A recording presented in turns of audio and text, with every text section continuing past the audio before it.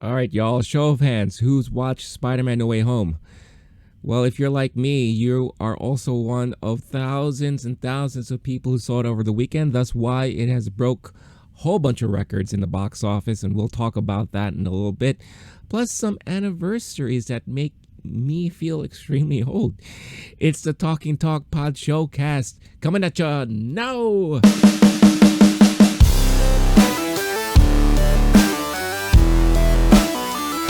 What's up, everybody? It is another episode of the Talking Talk Podshowcast here on a Tuesday. Usually recently I've tried to upload these on Mondays, but I was invited to a last minute screening of Matrix Resurrections. So I saw the movie last night. It comes out, as of the taping of this, it comes out tomorrow in theaters and on HBO Max. Just brief thoughts. It's alright. But if you want to hear my full thoughts, I will have a full spoiler review uploaded on the channel on Wednesday morning, tomorrow morning, because it's one of those movies that I find extremely difficult to do a non-spoiler review on. Yeah, I could talk about the acting and the cinematography, the music, and my feelings and all that stuff, but this is the kind of movie that you really want to talk about the nitty-gritty of everything. And as I was formulating a semi-script in my mind of what a non-spoiler review would look like, I just couldn't do it. I really could not. And I found the same issue also when it came to Spider-Man No Way Home. It was kind of hard for me to put together a non-spoiler review. So I did my best, and I also did my what I'm trying to do these days is do more of a explanation video about the ending and any post-credit scenes and all that. But this week I will also upload kind of like a full spoiler talk about No Way Home. Because it's just one of those movies like The Matrix where it's best to talk about everything freely. And that's the only way that I could really show either my appreciation or my displeasure or displeasement. I don't know. You know what I mean, of what I watched of the movie. So stay tuned to the channel there. I will also try to upload those on podcast form. If you are new and you're just watching this for the first time, this is the Talking Talk Podshowcast, your unofficial weekly pop culture podcast where I talk about movies, streaming, collectibles, video games, all that stuff, the top topics of the week, and I put my little spin on things. You could find these shows uploaded every week on the LOWKEY GEEK channel on YouTube. And if you're an audio listener or you prefer to listen on audio format, you can also find it in podcast form on your podcast platform of choice, like iTunes, or it's Apple Podcasts or Spotify, just to name a few. So thank you for tuning in. And for those of you who are regulars, I always appreciate you guys tuning in and checking me out and checking the show out. So all that out of the way. Also, don't forget to subscribe if you haven't done so already. And you just want to show your appreciation for what you've watched and you kind of like what I talk about. The easiest way to do so is just to hit that subscribe button and also hit that like. Another huge way to show appreciation and support the channel is to check it out on podcast format. Like anytime someone plays or downloads an episode, it gets recognized. So be sure to do that if you don't mind so. And if it prompts you, leave a good rating. That always helps as well. But yeah, before I get into the Spider-Man talk and all that stuff like that, I'm pretty sure, unless you are doing your best to ignore everything news related, the situation out there right now is starting to heat up again. And if you're like me and you live on the East Coast, especially in the New York area, tons of stuff are starting to close up again. So obviously in New York City, the biggest draw for anyone visiting is Broadway. You have tons of shows that are starting to suspend or cancel shows. I know Wicked and Hamilton have decided to suspend all shows until after Christmas, if possible, if they could reopen. Broadway shows that just started or have started recently, like the Alanis Morissette Jagged Little Pill, has closed permanently because of the situation out there, and I'm sure it's hurt their revenue and everything with everything going on. Plus, New York still has a huge lack of tourism. Travel from international countries are still very difficult, and there's a lot of procedures and protocols in place and all that stuff. Certain restaurants are starting to be a little bit more careful and all that. And the reason why I bring it up is because I was not aware end of last week through the weekend that things were starting to really ramp up until I watched SNL. I watched Saturday Night Live. And I'm not saying like I'm not paying attention at all. I obviously am very much aware of everything that's happening out there. But as far as the day-to-day procedures and protocols and all that stuff, updates to all that stuff, I always usually catch it like a couple days later or whatever.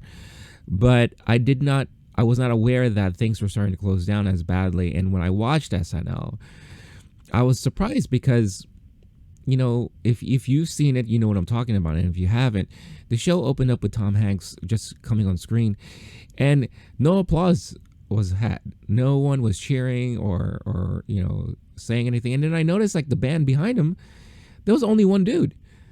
And I was like, uh-oh, what's happening? And he looked kind of, tried to be as jovial as possible. But then he said, because of the ramp up and because of things heating up, them over there at SNL have decided to, and plus it's the holidays. It's like one of the worst times to worry about a lot of this stuff. He said that everyone there have decided to tell everyone to go home, stay home. They were working on a very tight skeleton crew, which included some, stage hands and camera people, sound people, and only a handful of the actors were on board. And they were still pushing through and going forward with the live show. And Paul Rudd, who is the host, he was there too. But it's kind of unfortunate for him because this was supposed to be his 5th time hosting. And the running joke that they always have at SNL is that you're going to be part of the 5 Timers Club. It's a big prestige to be able to say you've hosted SNL 5 times, and there's only been very few people who've done so. Tom Hanks was one of them. Steve Martin is another. Just to name a few. And they were supposed to welcome in Paul Rudd as 5-time host. So it was kind of, bittersweet for him, not being able to do the full show in front of a live audience and not being able to do all the skits that they were rehearsing all week. Now, they did pre-tape some stuff during the week that they showed, and they just ended up also showing older clips, like holiday type clips from past shows and all that. So it's so unfortunate, but it is the main takeaway here is that we are not in the clear, unfortunately. So whatever you can do just to take care of yourself and the people around you, do so as much as possible. I know you're tired of hearing about all this stuff. I'm tired of hearing it. I'm tired of always talking about it. I try my best not to talk about it on this show, but it's hard not to when it affects pop culture, which is what I talk about, right? So just something to put out there. But it didn't look like it affected Spider-Man No Way Home's box office because a bunch of people, myself included, went out in full force to watch this movie because, as I've mentioned numerous times in the past, this is the most hyped up movie of the year. It's been a while since we've seen any kind of movie talked about relentlessly on social media, news coverage, articles, videos, the controversy of all the leaks and spoiler talk and speculations galore of what's going to happen, who's going to show up, all that stuff. And it finally came to a head last week when the movie came out. And like I said, people came out in full force and it broke all kinds of records everywhere. And, for a movie that's opened within this current situation, it opened up worldwide to $600.8 million. I mean, that is phenomenal for a pandemic release. Now, just imagine if we weren't in this situation. Let's say this was 2019. These numbers would probably be more staggering because, there's still a lot of parts of the world that are in lockdown. Not all cinemas are always open. Some are half capacity. But here domestically, it opened up to 260 million. Now, I am pretty sure of it. I'm pretty sure that if this was pre-pandemic times, this would have broken the 300 million mark. Easy. I really do think so. But yeah, like I said, huge box office numbers, but it broke a bunch of records and everything. And I figured, let's talk about that now. I'm reading this article off of The Hollywood Reporter here. And the first record to mention is that it's the third biggest worldwide opening of all time. All right. Only films to open higher were Avengers Endgame at 1.2 billion and Avengers Infinity War at 640.5 million. No Way Home supplanted The Fate of the Furious, which pulled in 541.9 million to take the number 3 spot. Now, this excludes China because I believe No Way Home hasn't opened in China yet. I think there's some issues there. Oh no, I'm sorry, I'm reading this wrong. My bad. Now, if you were to exclude China, No Way Home ranks as the number 2 opening of all time behind Endgame. I'm sorry. It's the one that's suffering, the movie that's not being able to open up in China, I think is, I'm thinking way back about Shang-Chi and all that stuff like that. But next thing to note here is the biggest worldwide opening of all time for Sony's Columbia Pictures. Spider-Man 3 in 2007 was the previous biggest at 381.7 million. Now think about that for a minute. The Sam Raimi Spider-Man series was a huge hit, right? Number 2 still arguably being one of the better comic book movies of all time. So the anticipation and hype going into the third movie was huge. So at this time in 2007, 381.7 million is nothing to sneeze at, right? But, No Way Home pulling in domestically 260 and worldwide 600.8. I mean, that's amazing in itself, right? Now, it's also the second biggest domestic debut of all time. Avengers Endgame leads the list of top openings with 357 million. No Way Home edged out Infinity War, again 257.6 million, to place second. Followed by Infinity War, Star Wars The Force Awakens is next on that list at 248 million, and Star Wars The Last Jedi 220 million, with Jurassic Park rounding up that list at 208.8 million. Jurassic World. Again, another accomplishment for Spider-Man No Way Home. It's the biggest December opening of all time. So it beat Force Awakens, which opened at 529 million in 2015. Now this is worldwide, right? Domestically, I'm curious as to what those numbers really look like. A+ cinema score. No Way Home is only the 4th live action superhero movie to receive the coveted audience grade after Avengers, Black Panther, and Avengers Endgame. So A+ cinema score ranking. Some international highlights this article points out here is that it's the biggest opening of all time in Mexico with a 5-day debut of 32.4 million. It's the second biggest opening of all time in India for a Hollywood title at 18.2 million. Third biggest opening weekend ever in Australia at 18.7 million. Fifth biggest in Russia at 17.4 million. And among smaller markets, the biggest opening weekend ever in the Ukraine at 2.4 million and Turkey 1.4 million. Upcoming openings that still haven't done that are expecting No Way Home to open soon is Japan at January 7th. While a date for China. Oh, so I am right. So it hasn't opened up in China yet. Duh. Hello. Has not yet been announced. And I'm wondering why that is. I think I read an article before that there was some issues with China accepting Spider-Man to open up over there. Because if you are not aware and you don't follow the trade and all that stuff, in recent years, China has been the game changer for a lot of movies. Hollywood numbers in China have been huge pre-pandemic. So a lot of studios will always focus heavily on the China market because tons of people spend lots of money going to movies out there. And, you know, you have a bigger population out there, of course. So it's made huge differences for a lot of Hollywood movies that maybe domestically have not done so great, right?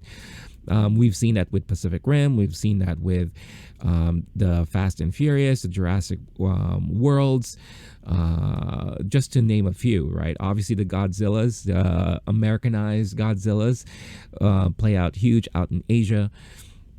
You know, so, you know, when you hear about movies coming out, everyone always wants to focus on the China market because those are huge numbers that really help the overall totals for these Hollywood blockbusters.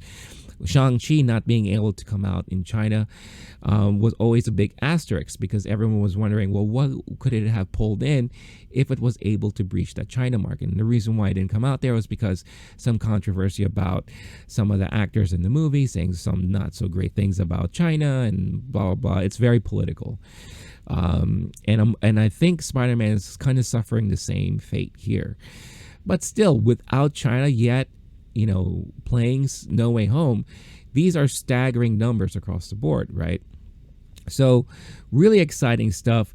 And for me personally, it's all well deserved. I mean, I've seen the movie. You've heard my thoughts if you've watched my video on YouTube. And if you haven't done so yet, you could find my non-spoiler review on YouTube right now, plus my ending explanation video. But this, you know, Marvel, and let's face it, Marvel was the main player when it came to this movie. I mean, I know it still belongs to Sony, the property of Spider-Man, but Marvel has its hands all over this thing.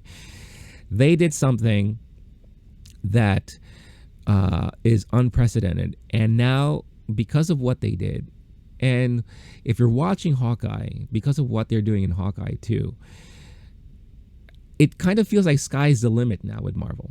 You know, it's like they're bringing in things and introducing things and kind of combining universes or what have you. I'm trying my best not to be spoiler, you know, not to spoil anything here, but they're doing things that we never thought we would be able to see.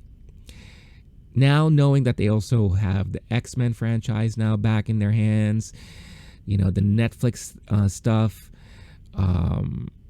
We know Fantastic Four is coming out soon, which is also being directed by John Watts, who also directed all three of the Tom Holland Spider-Mans. That's why I am more excited about Fantastic Four. I was already excited when the property went back in the hands of Marvel and Disney, because I think they're going to be able to do wonders with that property.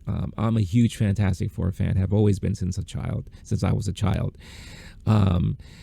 And now seeing what John Watts was able to do with the Holland Spider-Mans, I am so excited to see what he's going to do with Fantastic Four. So everything here is very well deserved. And again, if you were one of the many who've seen the movie, you would understand why.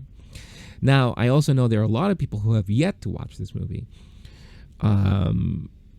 Showings have been sold out all through the weekend, and people are going to be trickling into watching this movie for this week, especially now that Christmas is right this weekend. So this could be a family outing for a lot of people. Spilling into next week and for a couple more weeks to come, because outside of The Matrix, there are no other big movies coming out. So Spider-Man's going to be in the top 5 for a while, at least for the next month or so. And again, with the release coming out in Japan in January, and hopefully they could breach the China market. I know in Japan, Spider-Man is huge out there. Spider-Man is huge globally. That's the thing that I think a lot of people tend to forget here. And I keep reminding people, because people always think like, oh, what's the top superhero of all time worldwide, right? It's so easy to want to say like Superman or Batman, but it's really Spider-Man. And numbers prove it. I mean, anytime something Superman related is announced or released, yeah, there's huge hoopla and all that. Batman, same thing. But no numbers are as staggering as what we see anytime something Spider-Man related is announced. Movie-wise, anything franchise related. Because Spider-Man speaks to a more global audience, because he's a little bit more relatable. And he doesn't really stand for political thing, or he's not so overly violent like Batman is. Captain America, Superman, they're very tied to like the American way, right? It's kind of hard not to see them that way. So it's kind of hard to really explain that and have international territories and countries adapt to that type of mentality, or that philosophy or ways of thinking, or that visualization, right? Spider-Man is about a kid who came across these powers, and he has to deal with it, and he has to do what's right, and save people, and he stands for a moral code that a lot of people can really relate to everywhere. And he's just likable. He's a likable character, right? You root for the underdog. I think that is kind of what a lot of people always do, and they always like to root for, and they always like to fall into, right? So globally, Spider-Man is huge, and that's why we're seeing numbers like this. And again, it just begs to question, what would it be like if we weren't in the current situation that we're in now around the world, right? I mean, we would be talking about monstrous numbers, right? So again, very interesting stuff. And I know a lot of people aren't interested in the revenue numbers and box office numbers and all that. I've always been a huge fan of it for a long time. I find it fascinating. I find the business fascinating. That's why I'm a huge fan of movies. But like I said, in the past, the reason why it's important to pay attention to things like this is because it's the compass. It lets you know through the data, through the numbers, what people like and what people are interested in and what they're going out there and doing. They love Spider-Man, and despite what's happening right now, people went out in droves to watch this movie. The showing I went to, my first showing was on that Thursday, the preview night as they call it, and the theater was packed, and I haven't been in a theater like that in a long time, in the last 2 years. Half packed, yes. 3/4 packed, yes. But every seat was taken, and that was like that for multiple showings that day. And the crowd was boisterous, applause, cheers, all that stuff. And I've said this before already, but it was a movie-going experience. It was an event. This is an event movie. This is the only event movie we had this year and the last 2 years, right? And it brings it back to how it was before all of this. And then the second showing I went to was the next day at 12 noon. And that theater was 3/4 packed. This is earlier in the day on a Friday, right? So people still have work. But it's also interesting to see the crowd, because this was a more younger crowd. And when the movie ended and the credits, finished out and all that stuff like that, even the usher came in and made a joke and be like, "Don't worry, I'm not going to tell any of your teachers that you cut class just to watch this movie," because I think he also noticed that it's definitely a younger crowd, right? And the theater I watched it at is very close to a college nearby.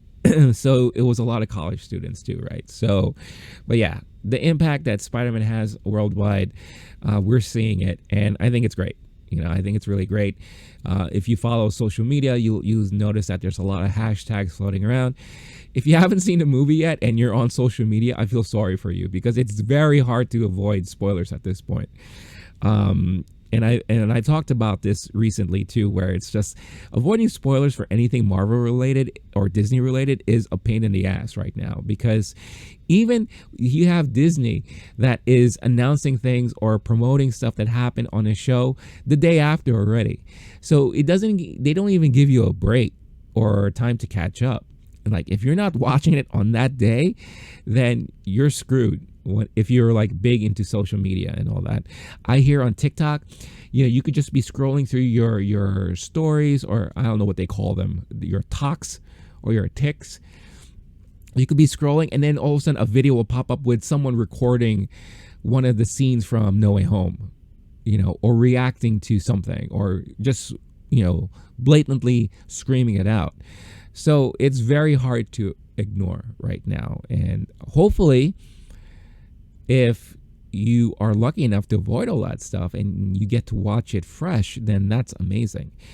That's one of the things that I wish I was able to say I could do. I wish I was able to say that I went into No Way Home watching only one trailer and not knowing about any of the leaks, any of the spoilers, and not listening or reading any of the speculations. It's kind of hard to do that with what I do on this channel.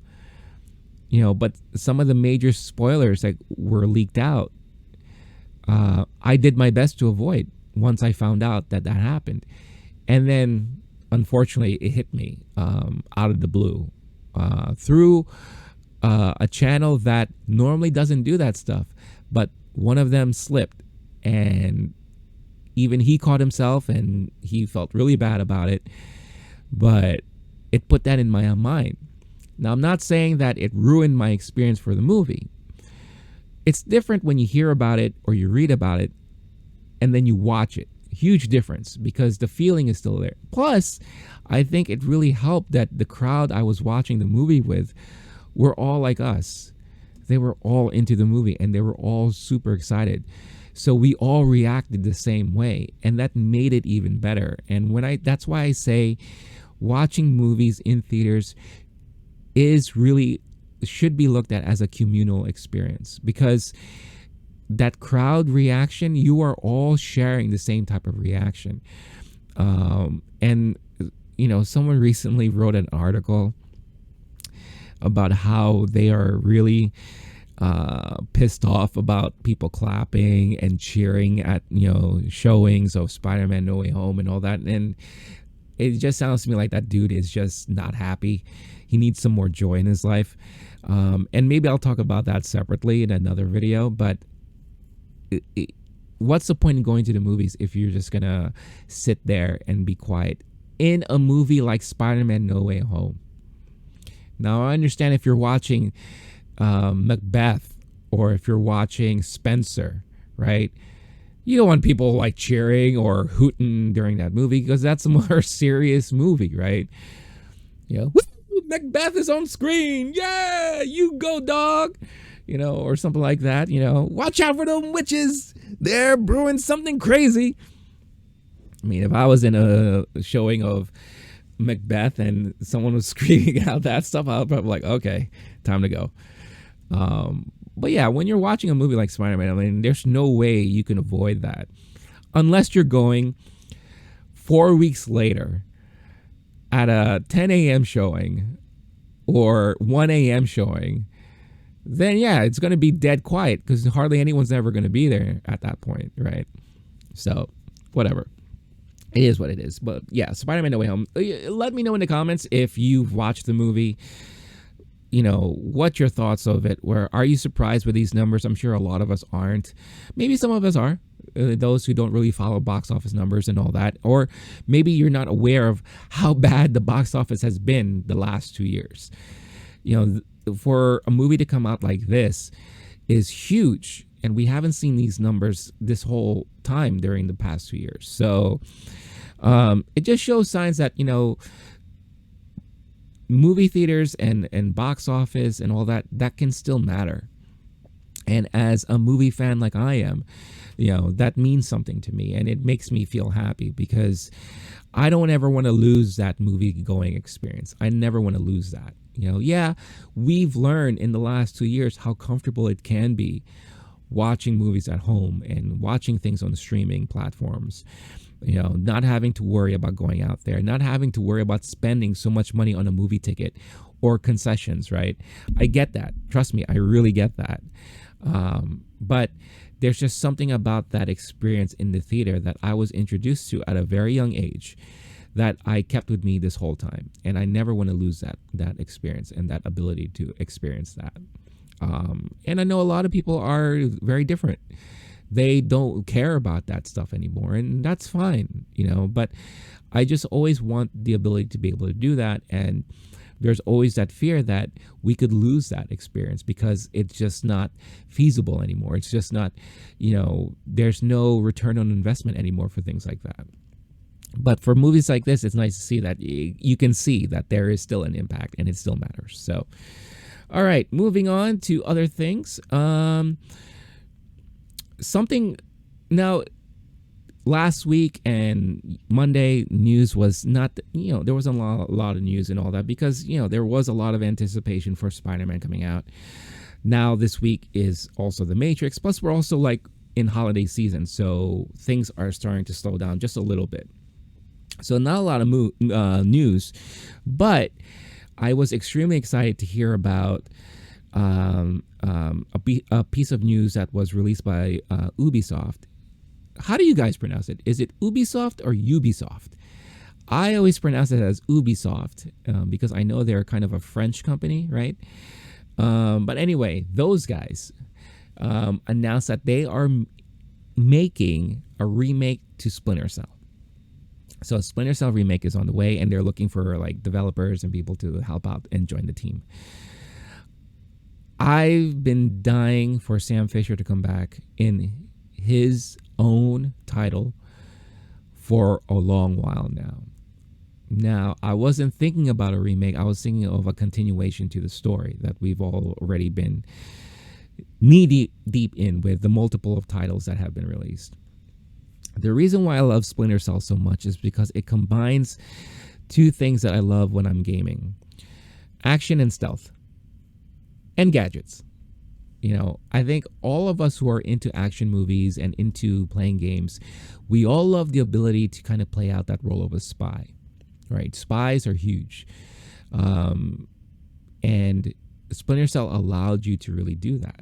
It allowed you to really infiltrate areas, use all these gadgets like cameras that poke through under doors, to look around, to really set up traps, utilize your night vision in a great way.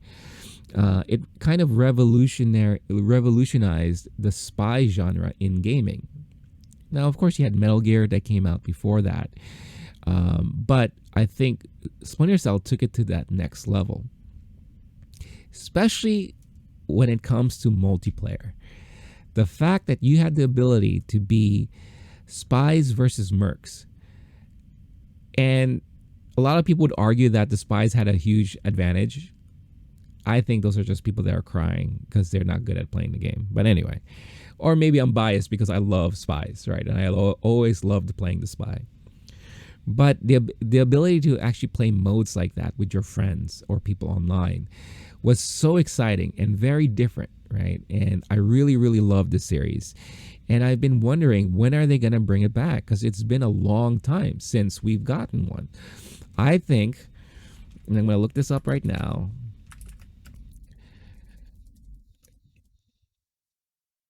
Let's see here. And I'm looking for a standalone game.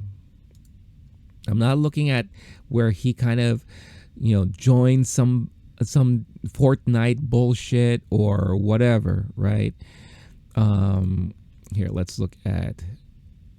So the last game that we got was back in 2013. That's Blacklist. Splinter Cell Blacklist. That's a long freaking time for a franchise to be dormant.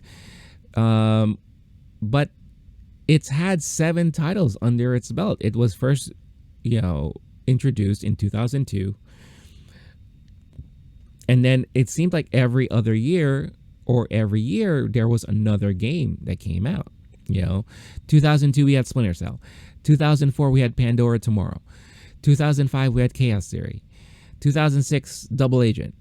2010 Conviction, and then 2013 Blacklist, and then Silence. Right? And it saw a lot of the more recent game consoles that have been released, right? So the fact that they're doing a remaster, so I guess they're just bringing it back to basics, right? And just doing what everyone else seems to be wanting to do right now is just remake the original of something, right? But now that we are in this next gen phase of gaming, they want to bring back. Well, obviously, it's been since 2002. We're talking about 19 years since the game came out. So, what a great way to reintroduce it to us old timers, or introduce it to new gamers who've never experienced it before in a remade version with the next gen graphics and hooplas and all that stuff like that. What a great way to do it. And I find it extremely exciting, and I can't wait. I wonder who they're going to have to voice Sam Fisher, right? Because for the longest time it was Michael Ironside. It'll be really interesting because you have to nail a good voice for Sam. That was another draw of the series, was that the good voice acting for the character made you really fall for this character. It made you really, really like this character a lot. Because, yeah, you're going through a lot of these missions and all that, but it's the storytelling in itself is great. And it's for a Tom Clancy game. This was like one of the only few Tom Clancy games that I played religiously. I'd never been a big Rainbow Six guy. I've never been like a huge Ghost Recon guy. I play it off and on. But yeah, I honestly cannot wait. Kind of makes me want to go back and play some of the ones that I haven't played in a while. And I did that also, I think, recently, as recent as last year, I believe. My memory, it's funny how your memory can go after 1 year. But last year when I was on Twitch a lot, I think I did play an older Splinter Cell game, and I was loving every minute of it. So what are your memories of Splinter Cell? Let me know. Are you looking forward to this remake? What is something that you are looking forward to that you want them to include or make sure they don't forget in this remade version of Splinter Cell? Let me know in the comments. Let's talk about it, because I'm excited. There's no provided expectation as far as release date is concerned. So we could be waiting for this for a good couple of years or more. I just can't wait. I want this. I want this so bad. Clip that out. That could be a funny clip out. But yeah, I want it. I really want Splinter Cell. So, all right. Before I move on to the last bit of the topic, this is going to be a little shorter show for this week. Again, a lot less things to talk about because of lack of news and announcements and all that. But there's a lot of things coming out, right? We just got No Way Home. Matrix comes out. The last episode of Hawkeye comes out this week. Next week, Book of Boba Fett is coming out. Then we also got season 4 of Cobra Kai. So there's a lot of stuff coming out that I'm super excited. A lot of you are watching now The Witcher. Season 2 of The Witcher is out on Netflix. The Wheel of Time is closing their season out this week, I believe, this weekend. Dexter is still in full swing. So there's a lot of great stuff happening right now. So definitely I will be talking about all these things in the next couple of weeks. But before I get into the last bit of things I wanted to talk about, do you like coffee? I love coffee. I have to have coffee every day. It keeps me going. It's the holiday season, and now I know it's a little too late to kind of buy gifts and all that, but you're never too late to gift someone something. Why not give the gift of coffee? Clean coffee with Bulletproof Coffee. The reason why they're called clean coffee, or I call them clean coffee, is because they go through a very in-depth process of making sure that their beans that they harvest are fully cleansed of all toxins and chemicals, and you really taste the difference like when you brew the coffee.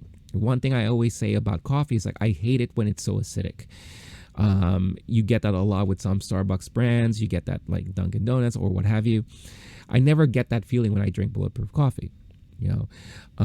It's because of that the whole process. Plus, it's nice to know that all the beans are harvested and purchased from Rainforest Alliance certified farms. So these are farms that are fully sustainable. They protect the environment and they make sure that they are very careful with what they do. And it leads to a great brand of coffee, in my opinion. Bulletproof Coffee is a brand of coffee I've been drinking for a long time, and I want you guys to experience the same thing too. And by doing so, you are also going to be helping support the channel, but you also get a 10% discount with your first purchase by using the discount code LOWKEY GEEK, one word, all caps, by hitting the referral link in the description of this episode. Go ahead and buy yourself a starter pack. Test out their many styles of coffee. You could try out their butter coffee, their way to kind of enjoy coffee in a different way that can be added to your diet routine.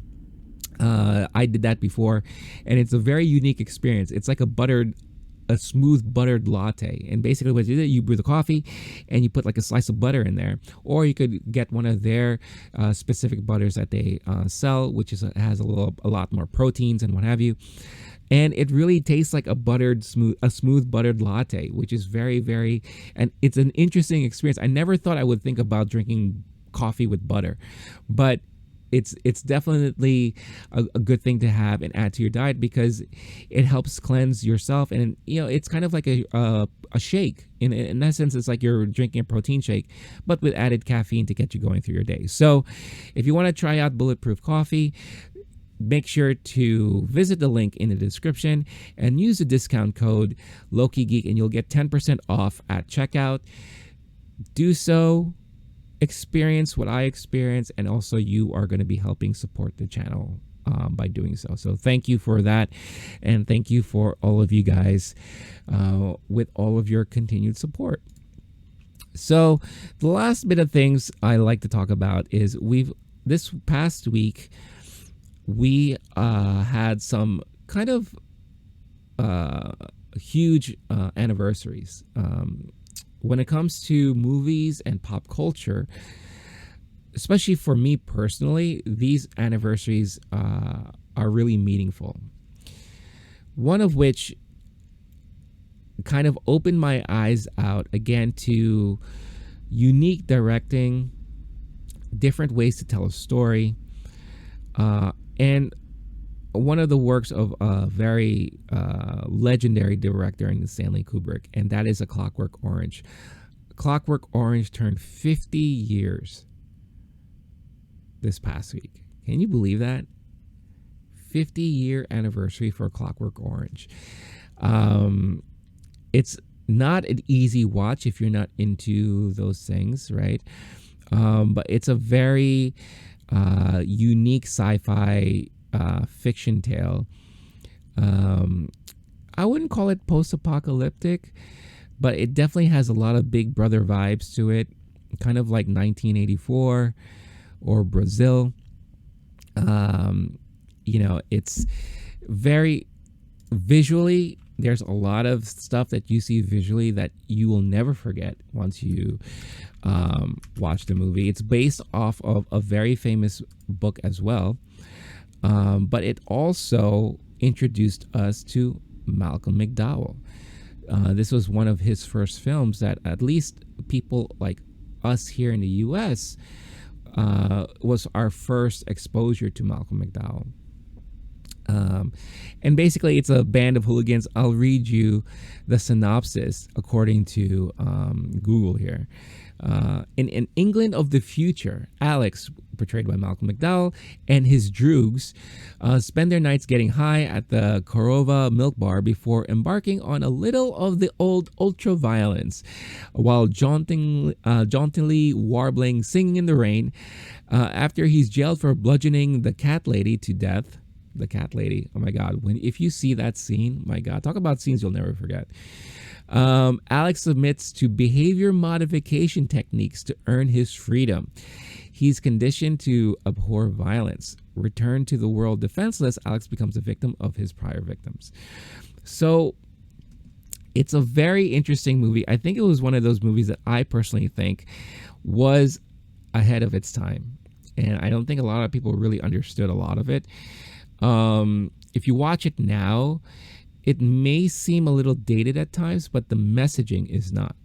I feel like the messaging is very relevant to today.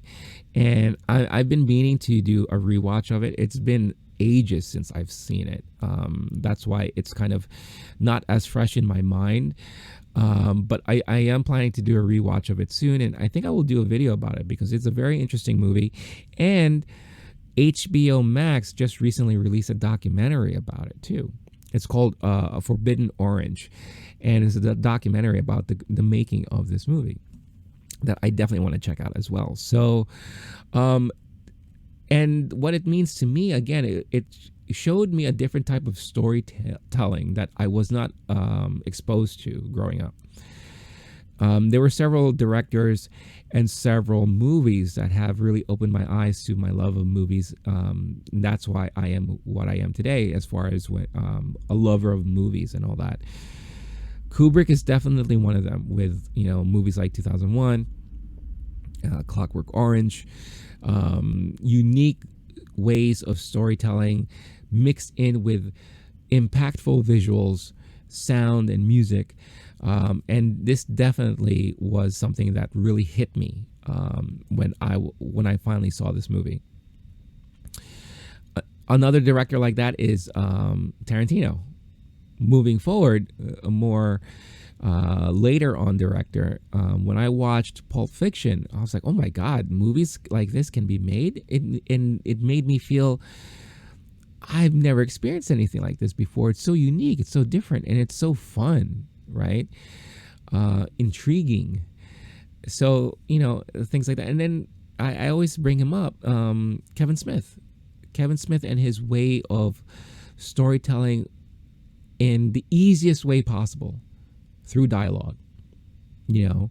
It's just phenomenal, and it really opened my eyes up to things like that. So that's why a movie like this means a lot to me, because it is something that really broadened my horizons when it comes to movies, and the possibilities of storytelling out there. Another movie that celebrated a big anniversary is the Royal Tenenbaums.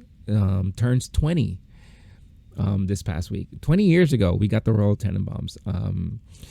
Directed by Wes Anderson, who is currently one of my favorite directors. Anytime Wes Anderson puts out something, I am there. I am immediately there. I'm watching it. The French Dispatch was released recently, and I love that movie. I have not yet been able to do a review video about it because timing, and plus it's kind of a hard type of movie to kind of review in a 5-minute span. I feel like you're gonna have to talk about it, and include it with a lot of movies of its similar type of genre. Right? It's really a indie film in its pure form. But Wes Anderson, I was first exposed to Wes Anderson when I watched Rushmore in the theaters. I didn't know what I was going into, but I saw that Bill Murray was attached to it, and it looked very quirky, right? And I was very interested at those type of movies at the time. So I went to watch it, and I fell in love with it immediately. And I was like, who is this director, right? Then I found out he directed a movie prior to that called Bottle Rocket, which I went back and watched, and I also really liked it. But Royal Tenenbaums was the next film that came out after Rushmore that really solidified it for me that Wes Anderson is a director that I really like and enjoy a lot. The cast that he was able to put together, the ensemble of the cast, the cinematography, the use of music, the editing, everything that you are familiar with when it comes to Wes Anderson films, Royal Tenenbaums was the benchmark of that. And you see those benchmarks in all of his movies moving forward. The colors, right? The, like I said, the cinematography, the panning, the centering, right? How he uses the symmetrical usage of the frames and everything. It's just mind-blowing, breathtaking how he directs his movies. The dialogue, it's so smart and witty, right? The performances alone in the Royal Tenenbaums, Gene Hackman, which I think this was one of his last movies he'd starred in, was just brilliant across the board. I mean, one of his best movies in his later years, right? Danny Glover, Angelica Houston, Ben Stiller. You got the Wilson brothers, right? You got Gwyneth Paltrow. I mean, there was just so many great actors and actresses in this movie. And the chemistry they all had, it all worked, and it's just really brilliant. If you haven't watched it yet, I highly recommend you check it out, especially if you want a good introduction to Wes Anderson. If you're someone who's not into like an indie type movie or something that's like offbeat from like what you're used to, like Hollywood movies being like, give this one a shot. And then if you are interested in this, go back and watch Rushmore, because that's another great early Anderson film. Because I think, and I could be wrong, a lot of fans of Wes Anderson would consider Royal Tenenbaums to probably be one of his best. Very close to it is in the discussion is Rushmore and what's the one that he did recent, Kingdom, Moonrise Kingdom. I think a lot of people would consider that to be one of his more recent tops. I really, really love The French Dispatch. I thought that was so well done. Grand Budapest Hotel is another more recent one that people probably will talk about.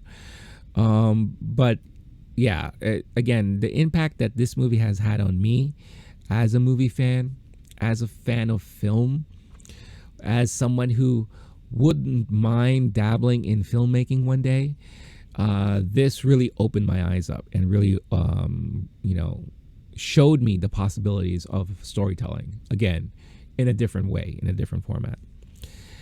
But last on this list, and something that, again, I think more of you will really relate to, The Lord of the Rings Fellowship of the Ring turned 20 this past weekend. The impact that this movie had in pop culture, geek culture, nerd culture, fantasy culture, there's no question the impact that this movie had. The Lord of the Rings have always been a prestigious series in book form. J.R. Tolkien is one of those considered to be legendary fantasy writers, right? It's also one of those novels that are very hard to read if you can't get through certain things. When he released The Hobbit, and I first read The Hobbit, it was a breeze for me. I was like, oh man, I really love this storyline. I really love this world. Then when I tried to read Fellowship of the Ring, I was like, I can't get through this. The usage of words and languages and just how he paces things, it was hard for me to get through. And unfortunately, it stopped me from going forward because I read maybe 1/3 of The Two Towers and I just stopped. I can't. I really couldn't do it. I'm not a huge reader. I do love reading, but there are certain books I can't read, and that unfortunately was one of them. Now, the only way to experience those stories, if not in book form, was film. However, and I just want to look something up really quick, because for the longest time, the only way that you were able to experience Lord of the Rings in film form was in an animated form. And that was the Lord of the Rings animated film by Ralph Bakshi, which came out, what I was looking up is the year it came out. It came out in 1978, the year I was born. I remember I first tried to watch it at the age of 4, because that's when I was really starting to watch movies. I watched my infamous story about my younger years from 4 to 6 is that I watched Gremlins in 84 in the movie theater 8 times. I love telling that story because it's crazy. I mean, who watches movies that many times in the theater, right? But in 84, that was the movie that I really couldn't get over. I love that movie. And I put my mom through hell because of that. I put my babysitter through hell because of that. I want to see it again. I want to see it again. But at the age of 4, I was, because, at 4, I was watching a lot of animated stuff. And I tried watching The Lord of the Rings. And the animation style for me at that age was just so bizarre to me. It was kind of almost like photorealistic, but not quite. A very, very hard dialogue to understand at that young of an age for me. So fast forward, in my early teens, I tried to watch it again. I think I was 12 or 13 at the time. And again, my taste in movies and, consuming that stuff was growing. So I wanted to give it another shot. And I watched all the way through. And I was so confused because for any of you who've watched it, the ending of the movie felt unfinished. I was like, what happened? It's like he gave up. And they just gave up on animating the movie. And I was like, what's happening here? So I was just like, I don't get this Lord of the Rings crap. I just couldn't. I was just like, what? And at that time, I loved Bakshi. There are a lot of films that Ralph Bakshi did that I loved. Let's name a few, shall we? Wizards. I love that movie. Fritz the Cat, which of course I didn't watch at a young age, but I watched it later on, and I thought it was just very, very unique for its time. American Pop. Another great animated film, came out in 1981. The one that will always stick in my mind for the longest time is Fire and Ice. If you haven't watched Fire and Ice and you are a big fantasy fan and animation fan, this is a phenomenal movie to watch. It came out in 1983. I remember I rented it from my local video store because the cover reminded me of like cover you see on Heavy Metal magazine, right? And I think it was Frazetta who did that cover. I could be wrong. But anyway, here, I'm going to show you what I'm looking at here. But Fire and Ice, and I'll read a synopsis for you right here. It's like, it's this fantastical animated movie by cult filmmaker Ralph Bakshi finds the villainous Necron and his mother, Queen Juliana, attacking the human race from their frigid fortress, creating mass destruction with huge glaciers. Necron and Juliana incur the wrath of Larn, a warrior whose entire village was destroyed by ice.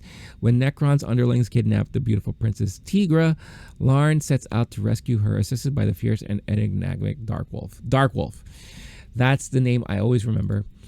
But this was a really, again, when I talk about like ahead of its time, I mean, look at this animation. It's so phenomenal. And I really should watch this movie again because I just remember falling in love with this as a younger kid, you know. Now, yeah, there's some, you know, nudity and sexual stuff in there, and maybe for someone my age, I shouldn't have been watching this, but it really was fascinating to me. And I think it was because, if I remember correctly, I think it was because of this, because again, I watched it later on. You know, I think the first time I watched it, I was 5, right? Then I watched it again at 8, and then in my early teens. And this was one of the things that kind of opened my eyes up to the whole fantasy genre. And I started reading a lot of the, you know, Dungeons and Dragons books, and it got me wanting to play Dungeons and Dragons, because this was my foray into the fantasy world, right? And there were a lot of movies similar to that I really loved, like Krull, and, you know, of course, the Never Ending Story. You know, it really, really opened my eyes up to this type of genre. Conan, of course. Who can forget Conan? And the Hercules movies back in the 80s. So really, really great stuff. But when the announcement, and I know I went off on a tangent there, but when it was announced that they were finally going to make a live action Lord of the Rings movie, and this director, Peter Jackson, was taking on it, a lot of us didn't think it was going to be possible, because they talked about bringing this to live action for a very long time. And similar to Dune, they could never go forward with it, right? Yes, we had the Dune that came out in the 80s, but there was always someone or a group of people who were trying to really do a new telling of Dune and doing a telling of Lord of the Rings in live action form, but staying as true to possible to its source material. And it could just never come out. They could never put it together. But Peter Jackson was said, I'm going to take the reins. I've got the rights to the property, and I teamed up with New Line Cinema, and we're all going to do this. All right. Then they started announcing the cast, you know, and I was like, oh, the cast is pretty interesting, you know. Oh, Ian McKellen, they got Magneto to be Gandalf. You know, Frodo. They got a good old North himself.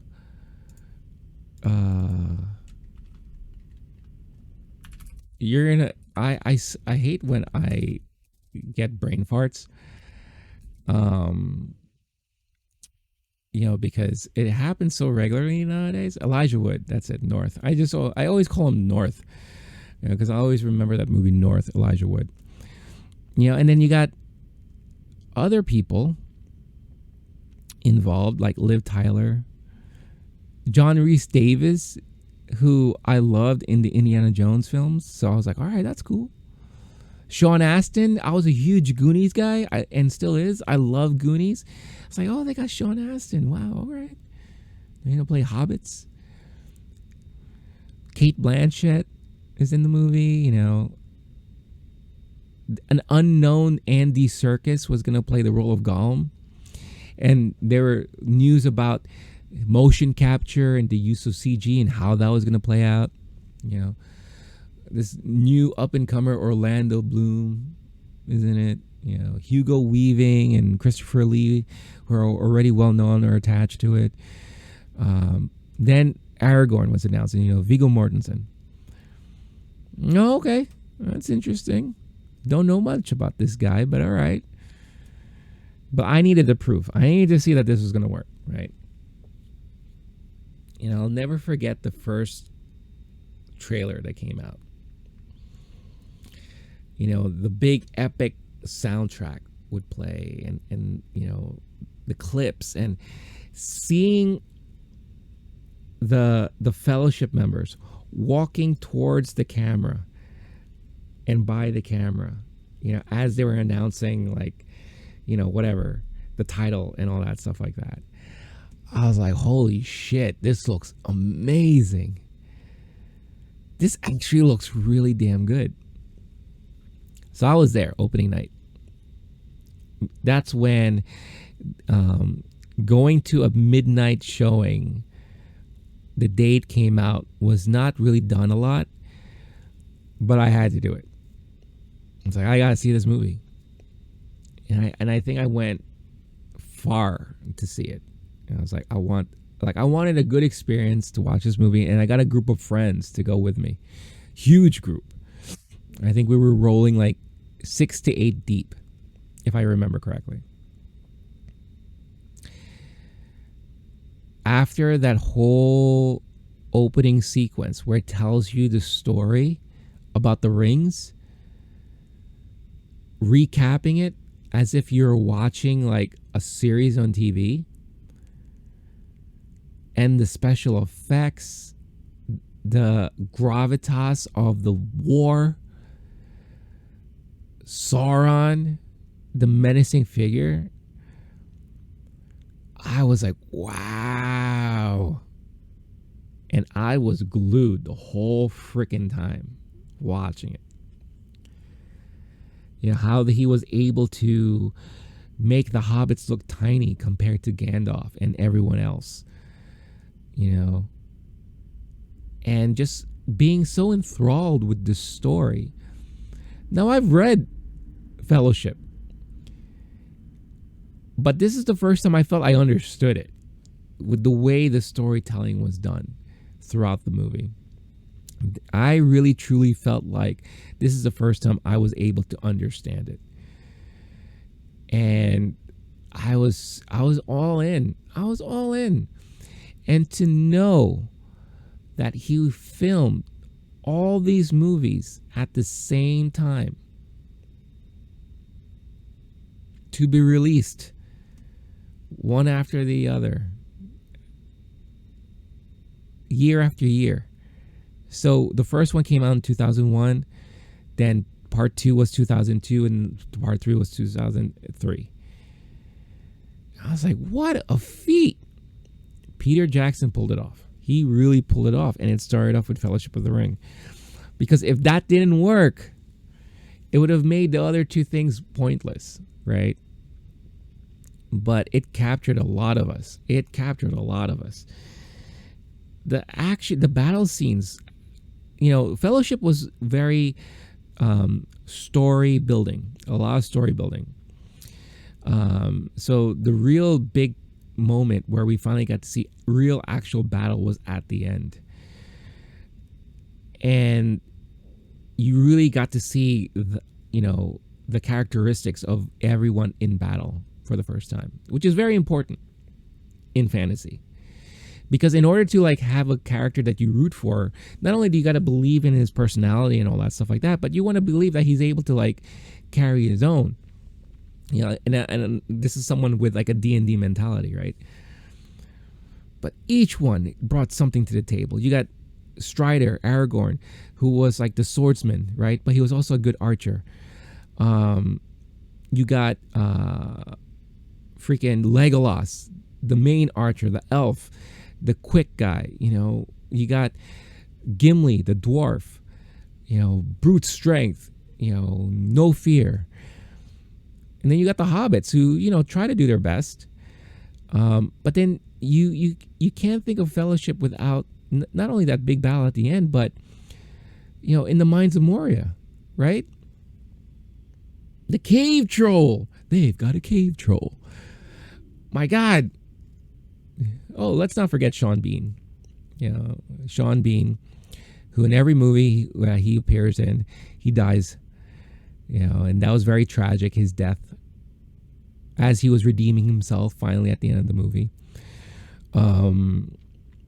But when they were battling all the orcs and the goblins in those caves, the fear it induced in you too, like, oh my God, how are they going to get out of this? The swarm, right? The battle at Weathertop with the ring wraiths. How he was able to get you frightened and afraid of these things. Like, you didn't want it to have anything to do with them, and you wanted the main characters to be able to stay clear away from them, right? The way they glided on screen, you know. I mean, it was just a well done movie, and to really put the fantasy genre in the mainstream like that is a huge, huge feat. And Peter Jackson solidified himself in history as the one person who was able to take something that was deemed impossible at the time and made it possible and made it work. And it's very rewatchable, in my opinion. I can go back to those movies and rewatch them. I love rewatching the uncut versions, the director's cut, the extended versions. You know, I did when Return of the King came out. I did a movie marathon with some friends where we watched the extended version of Fellowship, the extended version of The Two Towers, and it led into the midnight release of Return of the King. I did that. We survived. What was it?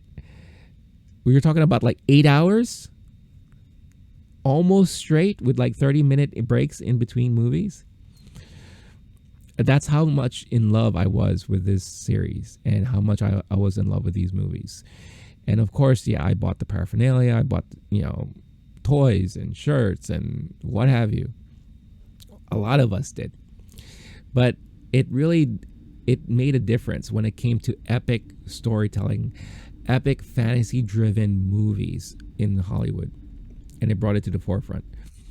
It also introduced a lot of technological advances in movie making. The whole Gollum thing and the motion capture and bringing Andy Serkis to the forefront and the pioneer behind all this stuff.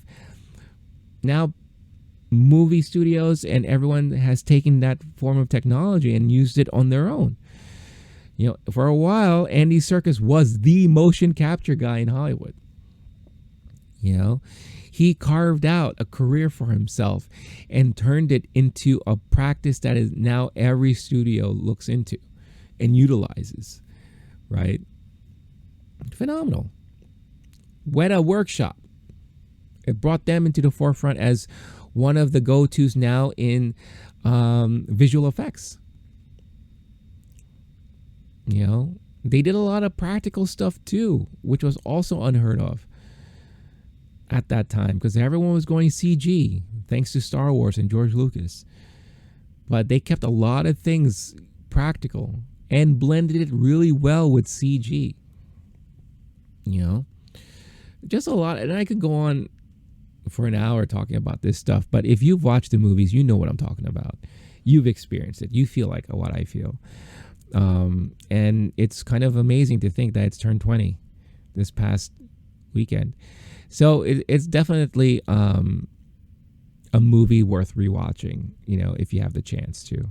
If you have kids, maybe something to introduce them to if they haven't seen it yet. I wouldn't be surprised if they fall for it and they love this movie and this series of movies because it's definitely worth a watch and it's a lot of fun. And if someone doesn't want to become a role player after watching this, then it's fine if you don't want to, but it's very easy for someone to want to fall into this love of genre and want to experience it more, and it could lead to potential D&D players in the future, right, if they haven't seen it yet. So that's it. That's my recap of all the movie anniversaries from this past week. And that's the show. I ended up becoming a more regular show than I expected. But again, you get me talking. That's just what happens, right? But thank you once again for tuning in and joining in on this episode of the Talking Talk Podshowcast. Again, you could catch episodes of this show uploaded on YouTube every week on Mondays. I'm keeping to Monday nights for now because it just works really well with the schedule. But in the new year, we'll see what happens there. But you can also find it on podcast format if you prefer audio. Again, audio listeners, I thank you for listening as well. But you can find it in the LOWKEY GEEK podcast channel. You could find the Talking Talk Podshowcast episodes there. And you could find it on platforms like Apple Podcasts and Spotify and things like that. Don't forget, if you have not done so yet, hit that subscribe button. Help support the channel. Don't forget to like the video. Leave a good rating on audio format, and download the episodes every week. Depending on when you're listening or watching this, maybe you're just starting your week off, or maybe you're winding down in your week. make sure, as always, to give yourself time to wind down. Give some time back to yourself. Read a book, watch a favorite movie, play your favorite video game, call a friend, text somebody, make sure to always utilize your moments to wind down, and also make sure those that you care about are doing well, because there's nothing more important than mental health, and it's a huge issue right now, especially with the last 2 years that we've been going through. So always be mindful of your own mental health and the mental health of your loved ones, and be there for them, because they will always be there for you. I hope all of you have a wonderful and merriest of Christmases. Enjoy the holiday weekend. I hope you enjoy it with loved ones and family, friends, whatever. Enjoy the holiday, and hope you get everything that you want, but make sure to just spread the love by, spending time with people, And as always, stay cool, stay classy, stay safe, and I will catch all of you guys next time. Peace.